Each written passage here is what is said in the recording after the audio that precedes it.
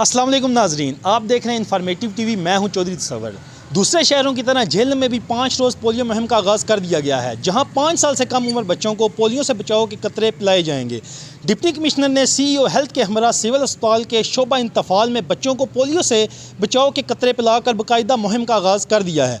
इस मौका पर मेडिकल सुपरिटेंडेंट समेत महकमा सेहत के दीगर अफसरान भी मौजूद थे। चीफ एग्जीक्यूटिव ऑफिसर डॉक्टर मियां मजहर हयात के मुताबिक ऐसी है जैसे डी साहब ने फरमाया कि हमारी जो मोबाइल टीम्स हैं ये घर घर जाएंगी।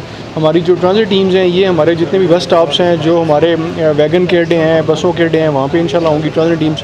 और फिक्स टीम्स जो हैं वो हमारी जितनी भी हेल्थ फैसिलिटीज़ हैं वहाँ पे बैठ के अगर कोई पेशेंट आ जाता है उनके साथ 5 साल से कम उम्र अगर बच्चे हैं तो उनको इंशाल्लाह वैक्सीनेट करेंगे। 5 रोज़ पोलियो मुहिम में 2,17,000 बच्चों को पोलियो से बचाव के कतरे पिलाए जाएंगे, जिसके लिए 956 टीमें तश्कील दी गई हैं, जो घर घर जाकर रेलवे स्टेशन, बस अड्डों में दीगर मकामात पर ड्यूटी सरंजाम देंगे।